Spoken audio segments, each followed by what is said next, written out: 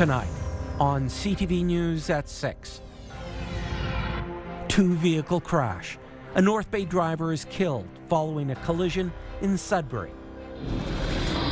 A costly crime. Get your cameras, get everything out there that can at least see if we can track this person down or persons and put a stop to it. A vandal strikes again, this time south of North Bay. And they are up and active. So every 7 days, if you are not a vehicle of interest, the picture is purged from the system. Automated license plate reader systems are set up at 16 locations in Greater Sudbury. CTV News at 6 with Tony Ryma and Rick Wyman with weather. Good evening. So glad you could join us on this Thursday. There's a heavy police presence in Elliott Lake, and a local roadway is closed as a result. Pearson Drive is shut down between Mississauga Avenue and Bennett Drive for a police investigation. The public is asked to steer clear of the area. We're looking into this situation. We'll provide details as they become available. 2 women have been hurt following a bear attack in Sault Ste. Marie. It happened around 5 p.m. yesterday at the north end of People's Road near 5th Line. The pair were walking their dogs on a rural trail when they encountered a mother bear and 2 cubs. The bear attacked them and left the area with her cubs before police and the Ministry of Natural Resources arrived. The women suffered serious but non-life-threatening injuries and were taken to hospital. The MNR has set traps for the bears and will continue to monitor the area. 1 person from North Bay is dead after a collision last night on Highway 17 in Sudbury. Provincial police closed the Highway 17 bypass last night for around 8 hours. The crash happening near the intersection of 17 and Highway 69 north of McFarland Lake between a passenger vehicle and a commercial vehicle. A 26-year-old was pronounced dead at the scene. No other injuries were reported. In Sault Ste. Marie, investigators were back on scene today after executing a search warrant at an apartment building in the 700 block of Pine Street yesterday. Police and forensics are searching for clues in connection to a homicide in the building back in June. The North Bay and area tire slasher has struck again, this time hitting a Powassan family-owned farm equipment business.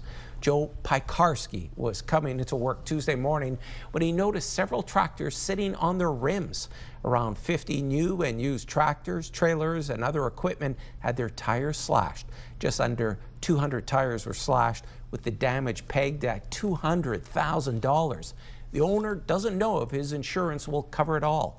On Monday night, Piekarski's security camera spotted a person on the property wearing dark clothes with a hood hiding their face. OPP confirmed they have opened a mischief investigation. Piekarski is stressing other businesses to beef up their security.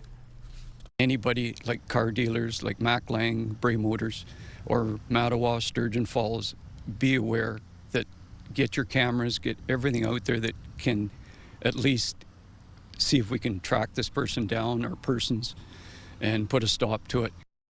Meanwhile, North Bay police say they are also investigating incidents of tire slashing at a Volkswagen dealership and at the City of North Bay Public Works Yard. The province is looking at land to continue the expansion of Highway 69 in French River. The Ministry of Transportation is proposing to take a small section of French River Provincial Park and Grundy Lake Provincial Park. The proposal would see French River Provincial Park give 1.7 hectares of land that would go to the MTO for the highway. 3 hectares would go to CN Rail and 4.3 hectares to the municipality of Killarney. The municipality needs the land for the Key River landfill, which would be impacted when the railway is realigned. Grundy Lake Provincial Park would provide 12.5 hectares west and southwest of the park, which would all go to the MTO for the highway expansion. The Ministry of Transportation says construction will begin as soon as all environmental and regulatory approvals are in place, and the ministry has completed duty to consult obligations to ensure all impacted and interested Indigenous communities have been appropriately consulted. The 16 automated license plate reader systems in Greater Sudbury we told you about yesterday are active. CTV's Madison Merrier tells us more about the privacy and security with these cameras. Stationary automated license plate reader systems have been added to 16 intersections around the city. The stationary ALPRs are used for more investigative leads when it comes to things like missing persons, Amber Alerts, human trafficking, drug investigations, stolen vehicles, or an active and ongoing investigation. These type of cameras are not new. Police cruisers have automated license plate readers, and they scan every license plate they come across against the MTO database. However, these stationary cameras differ as they scan all license plates around the city, only flagging plates that have been entered into the system by an officer as a risk to public safety. Still, some see it as a potential violation of privacy. According to Greater Sudbury Police, the cameras will not monitor speed or capture images of the driver. Only images of the rear license plates will be taken. It's most likely it is just going to be a snapshot with a image of the license plate when it passes by, so the privacy risk is very low. And the data will be purged regularly. So every 7 days, if you are not a vehicle of interest, the picture is purged from the system. Within 7 days, if the data is deleted, and it would only be deleted if it's no longer required for any type of purposes. If it is required, it would probably be preserved and retained even longer. Especially if it involves some sort of investigation. So 7 days seems reasonable. Police say the cameras are designed to help with ongoing investigations and that audits will be done regularly to ensure they are compliant with the law. GSPS also says they adhere to the Privacy and Information Commissioner of Ontario guidelines. Madison Marier, CTV News, Sudbury. Plenty of overcast skies today. Are we going to turn the corner soon? To tell us more, let's bring in CTV's Rick Wyman. How about a yes and no answer? In Sudbury, Tony, it's going to be overcast for tomorrow, then it'll clear up. Some areas it will start to clear up. Forecast, well, our systems map anyways. Some light precipitation, as you will find out with our current temperatures, still prevailing in northeastern Ontario, but that's going to move easterly to the province of Quebec. And then, of course, we'll get some sunshine and some warmer temperatures. So as it stands right now, without a word of a lie, Saturday, Sunday, Monday looking awfully good. So stick around for the details on that. Some current temperatures and more, Tony. Nothing but good news. Thanks so much for that, Rick. It was a celebratory atmosphere in Haileybury yesterday, which now has some new courts. Officials cut the ribbon on the community's newly built tennis and pickleball courts. The new Liskeard Lions were there to provide free hot dogs, and Deputy Mayor Mark Wilson was on hand to do the honors yesterday. More land still to come on CTV News at 6. The hospital in Sudbury and a golf course are looking to make a deal. But first, let's take a look at this live. Lake Nipissing in North Bay looks kind of dark and gloomy there. It's 12 Celsius. We are back in just a few minutes. When you see it happen, send it to CTV News. Text 10400 from your screen to ours. Text 10400.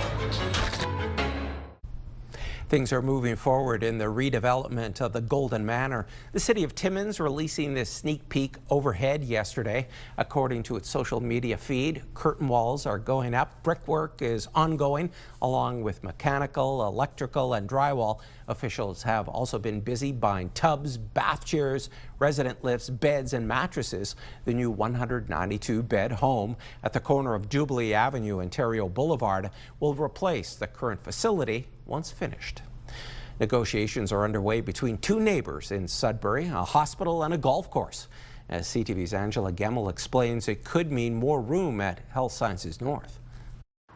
Health Sciences North confirms it's in discussion with Idlewild Golf Club to purchase a little over 10 acres of adjacent land. The golf club has posted details on its website, including results from the most recent members' vote on the plan. For most members at Idlewild, the course is a quiet sanctuary on the greens. But there is a small reminder of the busy hospital property next door. In an email to CTV News, a spokesperson for HSN says the land would be used for expansion, with occupancy rates between 120% and 132% between January and May of this year, and averaging between 120 and 130 patients in unconventional spaces every day. HSN needs to grow to serve the current and future needs of patients across northeastern Ontario. No one from Idlewild was made available for interviews, but details on its website show the golf club approached the hospital first about a potential deal. The land sale would impact the front 9 holes, which the club says would be redesigned, with HSN footing those redevelopment costs. In a recent vote, more than 3/4 of club members were in favor of proceeding with the negotiations. Once a deal is reached, members will once again vote on whether to accept the terms. According to Idlewild's online details, if the land sale happens, construction on the redeveloped course would likely begin during the second half of the golf season next year. There are no details available yet on when HSN's expansion might begin. Hospital officials didn't say whether the expansion plans would include extra beds, only that additional land would make expansion more feasible. Angela Gamble, CTV News, Sudbury. A new approach to the housing crisis in the north received money today. As CTV's Alana Everson explains, the MacEwan School of Architecture will be expanding to help tackle the problem. Sudbury MP Vivian Lapointe announces a federal investment of $450,000 to help create the Institute for Northern Housing Innovation at the MacEwan School of Architecture. The goal is to share knowledge and innovative solutions to address critical challenges in the region's housing sector. The kind of weather that we have, what kind of material works best, what are some of the construction approaches that would work really, really well. So they'll be developing those local solutions, and they'll be sharing them with governments so that we can then develop programs that make a lot of sense for these regional areas. The founder of the Institute says the housing crisis has prompted the school to look at housing in the north through a much more affordable and sustainable lens. We want to work with industry, both in terms of developing and adopting new construction methods and materials. We want to provide training not only to our students in terms of the complexity when it comes to housing, but also training in terms of professionals when we start looking at advanced manufacturing, robotics, embodied carbon. The new technology is looking at using robotics and AI and other new innovations to speed up the way houses are built, but also use materials that are sustainable and that can withstand the climate of Northern Ontario. The Greater Sudbury Development Corporation and Desjardins also announced investments of $150,000 each to help build the Institute. School officials say shovels will go in the ground this fall, with an expected construction completion date sometime next summer. Alana Everson, CTV News, Sudbury. Laurentian University has completed the sale of its real estate assets to the province. The transaction is a major milestone that marks the end of the financial crisis that saw it become the first university in Canada to declare insolvency. CTV's Amanda Hicks has more. Laurentian University successfully exited the CCAA process in late 2022. However, the university still had to complete the final steps, which included the sale of $53.5 million in real estate assets and the distribution of funds to creditors. Today, it was announced through an internal memo that the university had finalized the sale of properties to the province. There will be a sense of relief from many members. It was a very long process, and especially for also terminated employees and terminated faculty members who were waiting to get a part of their severance. It's a bittersweet announcement. On the one hand, it's a reminder of what happened with CCAA.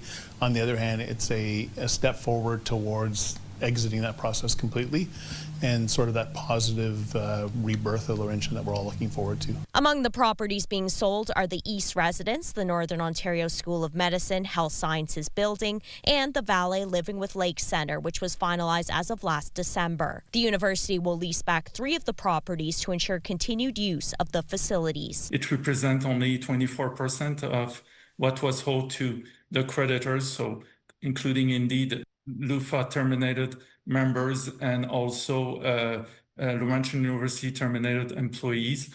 And that shows how cruel the CCAA process was. Laurentian said the university's president would not be commenting publicly, but stated in the memo that the final steps in the process would be completed as of December. Amanda Hicks, CTV News, Sudbury. A Sault Ste. Marie woman is celebrating after her 3rd big win. Carol Klebis won $100,000 from an instant ticket recently. It wasn't her first time in the winner's circle. The 59-year-old retiree has won twice before, picking up $100,000 in 2018 and $250,000 in 2022. While Carol says she plays the lottery but has a fondness for the instant tickets. I think I would too if I'd won the top prize 3 times. Congratulations, Carol. So are we going to be lucky when it comes to the forecast? Here's Rick with your current temperatures. Tony, I've never won a 50-50 draw in my life, and this woman wins big time all the time. I should give her a call. Yes, it's going to change the forecast, that is, over the course of the next 24-48 hours. Forecast radar, of course, the remnants of some of that precipitation hovering around the northeast. That's going to go. Some overcast conditions for tomorrow. We'll get to that in just a moment. But first, your currents, big difference from last night. Lots of rain last night, but tonight in Moosonee, sunshine. Cochrane, light rain. Timmins, mainly cloudy. Kapuskasing, mainly cloudy as well. Precipitation in Chapleau at 11. Wawa, some sun and cloud at 13. Wawa overcast, Sault Ste. Marie overcast at 14. Parry Sound, some sun and cloud, 15. A lot of rain in the Parry Sound area last night and today, and of course clearing up. Kirkland Lake 14, sun and cloud, and of course Temiskaming Shores at 14. North Bay mainly cloudy. Here we go with Greater Sudbury, overcast 14. Espanola mainly cloudy 14. Elliott Lake cloudy 13, and Gore Bay 15 degrees. We'll have more coming up. Our 7-day forecast just a few minutes time. Thanks for that, Rick. A deadly attack next on CTV News at 6. Russia launches a big drone attack on Ukraine's capital. And NATO members are believed to meet the 2% target on defense spending. It's being called one of the biggest and deadliest attacks on Ukraine since the Russian invasion began. More than 600 missiles and drones raining down damage and death in Kyiv. At least 19 people are dead, among them children. CTV's Rachel Aiello reports. Multiple body bags pulled from this smoldering residential building in Kyiv after Russia launched a massive air attack on the capital. Dozens of buildings were hit or damaged by debris.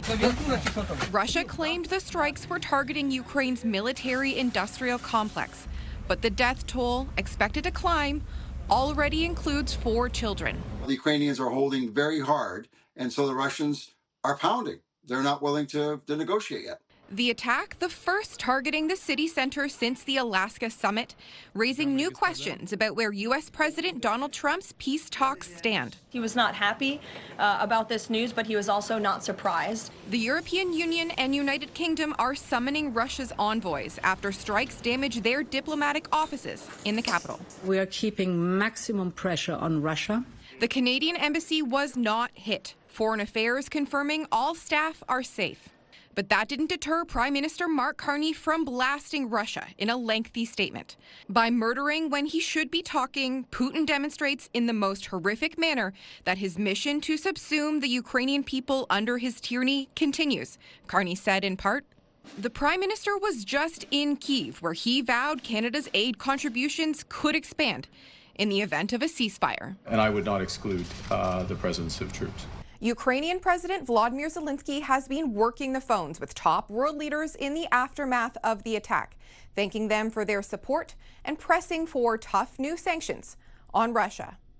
Rachel Aiello, CTV News, Ottawa. The Minneapolis community came together last night to hold a vigil mourning the lives lost in yesterday's shooting in Minnesota and to speak out against gun violence. What I'm thinking about is a national ban on assault rifles.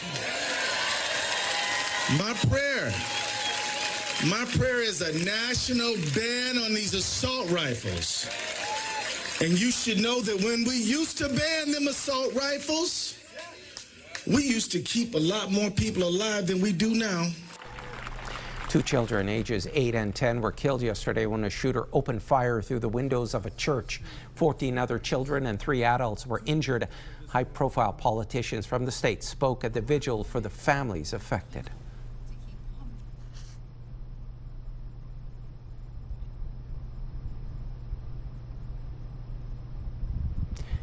And Minneapolis Police Chief Brian O'Hara identified the suspected shooter as Robin Westman, who died by a self-inflicted gunshot wound after yesterday's shooting. Police are investigating videos believed to be posted online by Westman, where they talk about a fascination with school shootings. The suspected shooter also had a notebook with entries obsessing over other school shooters, expressing racism and anti-Semitic views, and a diagram of the inside of a church that appears to match the church where the shooting took place. We want to learn why the person did this and how we might be able to prevent it in the future. But we also want to learn what are the signs that are out there that this person was degrading emotionally and mentally and was able to choose to do this. And how can we intercede before something like this happens? And there's plenty of materials and evidence they're putting together that are that's going to tell us that and give some answers to the victims' families. In other news, Canada, along with all other NATO members, are projected to finally meet the 2% spending goal of their overall economic output on defense this year. Just 3 of the NATO member nations will meet the 3.5% of GDP spending that was agreed to in June. The push for higher spending is in part of a result of Russia's war in Ukraine. It is also the result of increased pressure from U.S. President Donald Trump, who has accused Canada and European allies of not contributing enough to their own security. Border security and drug trafficking were the focus at a meeting between Canadian officials and the U.S. Attorney General in Washington. Meanwhile, in other news, Canada Post is urging the Canadian Union of Postal Workers to revisit their offers following their most recent bargaining session on Wednesday. Canada Post says the gap between the parties is substantial and that the union has added new demands while hardening their position on several existing demands. The Crown Corporation says it received counteroffers from the union last week in response to the corporation's best and final offers in May. On Tuesday, Canada Post reported a $407 million loss before tax in its second quarter. And there's more news still ahead, but first, here's your full weather forecast with Rick. Thanks, Tony. It's a big weekend for provincial U11 baseball in Greater Sudbury. It's all happening at Terry Fox. It gets underway tomorrow. So again, kids playing baseball, weather looks awfully good tomorrow night, and of course continuing into Saturday and Sunday. Forecast radar. We see that precipitation leaving the northeast, of course. Good riddance to that. We've had enough, and the lines are starting to get a little greener, Tony, but that's okay. And again, really no chance of any system infringing upon our weekend coming up. It is the Labor Day weekend. Overnight, though, Sudbury, chance of showers. It might rain. Partly cloudy in Sault Ste. Marie, Timmins, chance of showers. More of the same to Miskaming Shores and North Bay. And as well in Moosonee, cloudy skies. Frost advisory. Yes, frost advisory in Kapuskasing and Hearst going down to 1. Wawa mainly cloudy. Partly cloudy Gore Bay and Parry Sound, chance of showers. Now those numbers. Sudbury Nickel Belt, here we go. Some cloud cover to start things off tomorrow. Then it gets better Saturday, Sunday, Monday, Tuesday. Sunny skies, 22 to 25 degrees. No complaints about that whatsoever. Meanwhile, Sault Ste. Marie, Algoma, mainly sunny tomorrow. Then a couple of days of sunshine Saturday, Sunday. Monday, Tuesday, well, you've got some partly cloudy skies on Labor Day Monday. Tuesday, sunshine, both days at 24, and that's above normal. Timmins Cochrane Kapuskasing starting off the weekend with cloud cover tomorrow. Then you've got sunshine, then you've got cloud cover, then you've got sunshine, then you've got cloud cover again Tuesday, Wednesday, but that's okay. It's not supposed to rain, so for those of you living in Timmins Cochrane Kapuskasing, you've got to take that this Labor Day weekend. Your temperatures as well, 22, 24, 25, dropping down to 16 next Wednesday. We've got Temiskaming Shores and Kirkland Lake. Chance of showers tomorrow earlier on during the day, so that's not going to ruin your day. Saturday, Sunday, Monday, we've got sunshine, 23, 24, 26. I like that 27 on Tuesday, some sun and cloud. Wednesday, cooling down to 21 with the cloud cover. Of course, your temperatures at this time of the year below normal, getting above normal by early next week. It should be around 20 or so, so enjoy the warmer weather. North Bay, West Nipissing, here we go. Chance of showers earlier tomorrow morning. 17 your high. Saturday, Sunday, Monday, sunshine all 3 days at 20, 23, 24. 24 Tuesday at the end of the weekend. Of course, sun and cloud, then some cloud cover Wednesday, again 22. So all in all, can I do any better than this? You've got a nice weekend coming up, the Labor Day weekend, so it all starts with better weather by midday to late tomorrow. Here we go with the pick of the day. Let's have a look. I like this pick. Claude Millette, sunrise over Serpent River. This came in, taken just a couple of days ago. Merci, Claude. Nice shot, and again, that mist rising above the Serpent River, so we'll take that at any time. More picks coming up tomorrow. Stick around. Tony has more news after the break.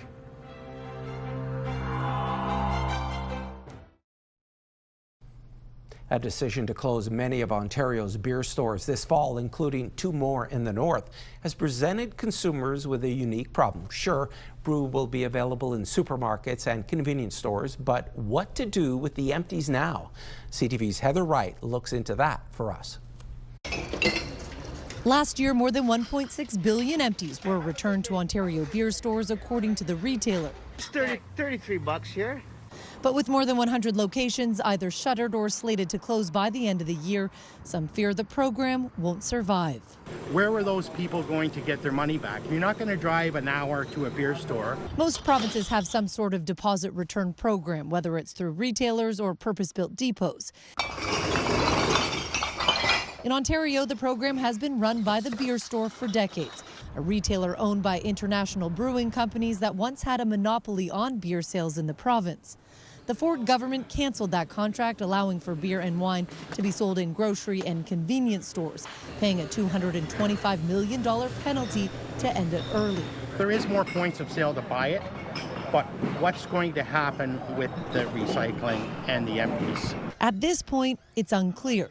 According to the province, grocery stores that sell alcohol must begin accepting empties and providing refunds on January 1st.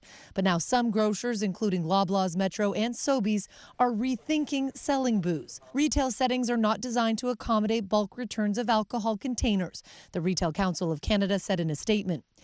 Given the cost and operational complexities of managing alcohol returns, some retailers are reassessing whether it remains viable to continue selling alcohol. The union representing beer store workers expects more closures next year, a hit to recycling efforts and to those who rely on empties to make ends meet. This is really helpful for us. The province says the beer store will continue to operate the deposit and return program until 2031, but with more and more stores like this one closing, it's not clear if consumers will go out of their way to return their empties. Heather Wright, CTV News, Toronto. From buying backpacks to getting haircuts, parents are busy getting kids ready for back to school. But as CTV's Pauline Chan tells us, as far as Toronto public health is concerned, getting immunization should be at the top of the list.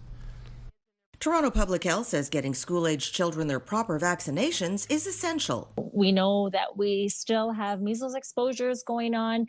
And we know that something like measles, if it comes into a classroom or a school, can spread quickly. So we really want to be proactive and get ahead of that before school starts. Right now, Toronto is standing at 8 lab-confirmed cases of measles, and the city is adding vaccination clinics to help school kids catch up with all their necessary shots. We recognize that some children won't have a family doctor. So if that's the case, they can book an appointment with us at tphbookings.ca.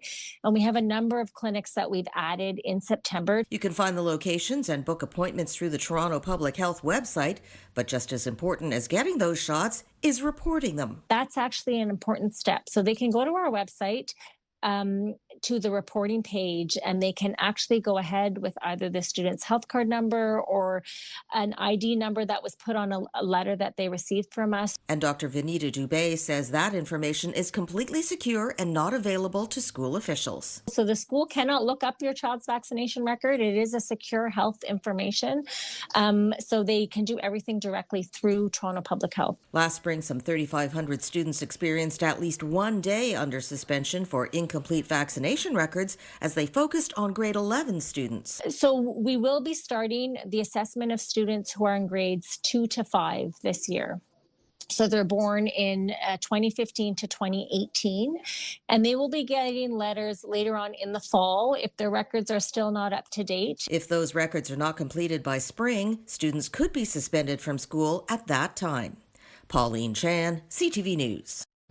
There's a call for Nova Scotia to become the first province in Canada to set an age limit for social media use.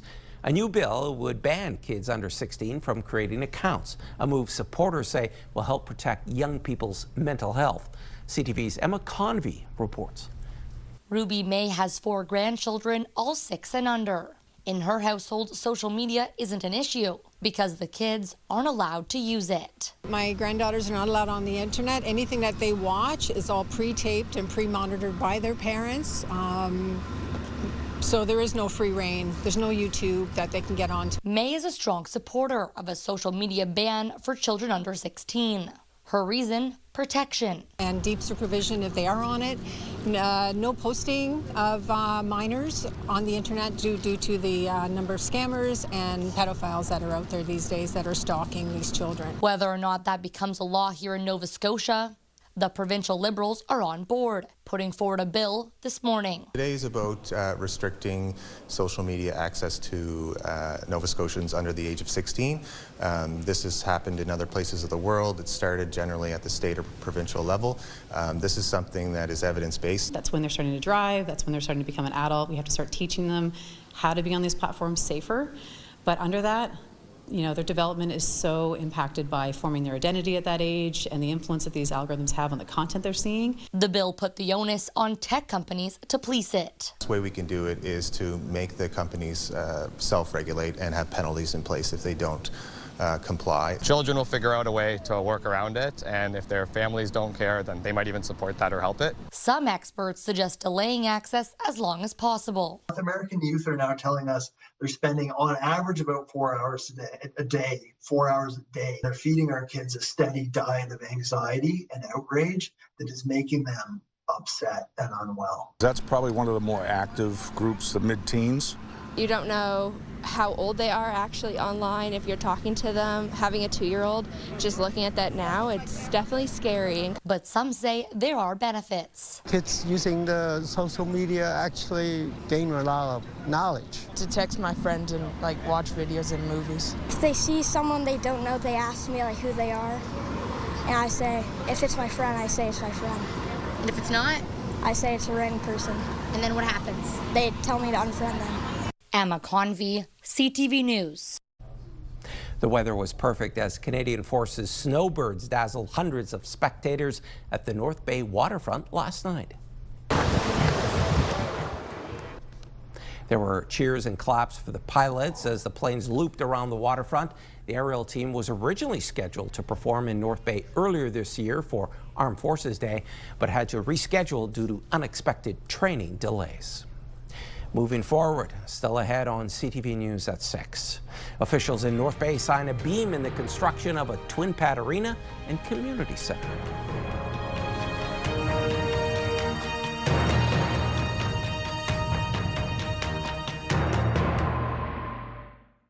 clothing provided by Laura, Melanie Lynn. The city of North Bay marked a major milestone this morning in the construction of a new twin-pad arena and recreation center. As CTV's Eric Tashner reports, the project is still on time and on budget. With this beam signed, it's hoisted into the air and fastened into place, completing a major milestone in the construction of the new twin-pad arena and community center. Oh, it's 100% needed. It just, like I said before, it's going to grow the sport. It will make more ice time available. We'll be able to stay within North Bay. According to officials, the $63 million facility is still on budget. There's $500,000 in internal costs, and the city did have a $1.1 million contingency plan. There's only been about $300,000 to $400,000 of that was utilized, and that was due to some rock work that was done. The recreation facility will also include a walking track, a community room, and 14 dressing rooms to support both indoor and outdoor sports, with enough parking for more than 400 vehicles.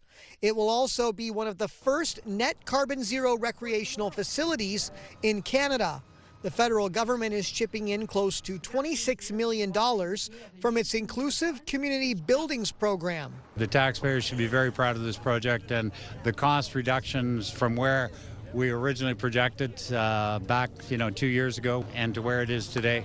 I think that it's good value for dollar. Lead contractor Ellis Don Corporation says once the steel frame is complete, construction crews will move on to steel decking and finishing work, followed by the building envelope phase, which includes roofing and exterior walls. Our goal is to have it enclosed for the winter to ensure that we're able to work right through the winter no matter what the weather conditions are. The city is directing $1.5 million in contributions from OLG towards the project.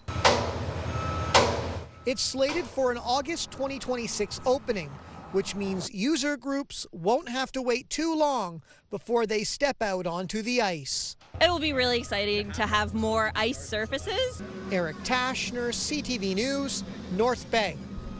Today, the Future in Sports Commission came out with some sobering findings from a report into abuse in Canadian sport. As we have repeatedly heard throughout our work, maltreatment in sport, including physical punishment, sexual assault, training while injured, humiliation, intimidation, isolation tactics, failures to provide medical care, discrimination, and exploitation continue to permeate at all levels. The report from the Future of Sport in Canada Commission found that the Canadian sports system is in crisis. The Commission heard that there are deeply ingrained issues across the country, from a culture of silence that has led to abuse and maltreatment, to underfunding and a lack of diversity. Among the recommendations, creating an independent entity that would be charged with overseeing sport and physical activity and to eliminate barriers to sport. The commission was created in 2023 after athletes spoke out about systemic abuse. Canada's top hockey players are in Calgary this week for orientation camp ahead of the 2026 Winter Olympics. The event is an opportunity for the men, women, and para-athletes to bond as Team Canada before the Games. For NHL players, this is their first appearance in the Olympics since Sochi 2014, when Canada won the gold medal. I know for myself, the hockey after the Four Nations was the fastest, tightest checking, most difficult hockey I've ever played and ever been a part of, so I can only imagine, what it's going to be like at the Olympics. The 2026 Winter Olympics are in Italy next February. Canada's Leila Fernandez has punched her ticket to the third round at the U.S. Open.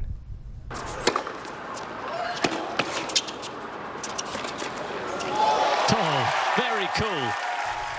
Mounting a gritty comeback, Fernandez defeated France's Elsa Jacquemot to advance to the third round for the first time since she reached the women's singles final in 2021. Fernandez will also team up with tennis legend Venus Williams in the women's doubles. To a sport of a very different kind now, a special group of farmers from across the country are trying to create the perfect furrow in the fields of Midwestern Ontario this week. CTV's Scott Miller has more. The art of turning a proper furrow is on display in farmers' fields near Ayton this week as the best plowmen in Canada take part in our national plowing championships. It's nice to see the tradition carry on. I mean, this is the top in Canada to see, and the opportunity to go to the Worlds. I went to the Worlds back in 2017. It's a great opportunity. A select group of predominantly farmers are trying to keep their fields straight and their furrows clean and precise as judges watch on. We want the furrows even, well packed. We want all the grass and sod buried. We don't want sticks or straw sticking up or green sticking up. And we want nice ins and outs that we can finish the field with. Just plow them in nicely. Plowing has been around for thousands of years, starting with an ox and stick. Its purpose is to simply turn the soil over to create a new fresh bed to seed. It is used less and less in modern agriculture, though, as no-till farming and other advancements decrease the use of turning a furrow. Yeah, it is going away on farms. Lots of farms still do. It's, it's just one tool that we can use to grow good crops, but certainly keeping the art of it and the skill and the quality, it's just, it's nice to see it carry on. No one is happier to see it carry on than Bert Byance, who has come all the way from Strathroy to watch the Canadian Plowing Championships. He has plowed for Canada at 8 World Championships. He started turning furrows at the ripe age of 7. People play hockey, play baseball, and we do the plowing. So that's basically it is. But if you want to make money, maybe baseball or hockey pays better.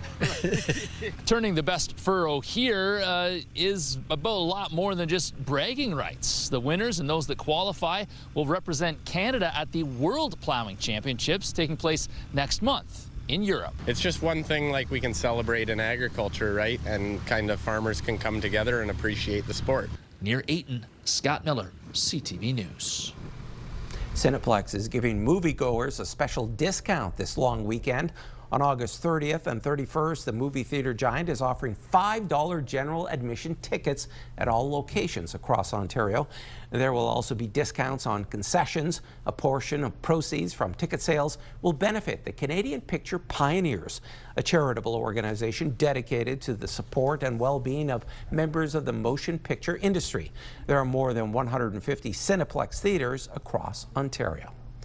It's a K-pop world and fans are happily living in it. David Daniel has that and more in the Hollywood Minute. The world will know you as pop stars. Make that record-setting pop stars. The soundtrack for Netflix's K-pop Demon Hunters has 4 songs in the Billboard Hot 100 Top 10 simultaneously. The first time any soundtrack album has achieved that feat. The soundtrack itself is currently number 2 on the Billboard 200 album chart, and with a CD out now to augment streaming totals, taking the number 1 spot could be just a matter of time. This is for my play. It's about people who buy into the idea of love and then just discover it's actually a black hole of betrayal and despair. Newcomer Everett Blunk stars in Griffin in Summer as a 14-year-old playwriting prodigy whose world is turned upside down by an itinerant handyman and performance artist. The coming-of-age film, which won top honors at the Tribeca Festival, opens in theaters Friday. In Hollywood, I'm David Daniel.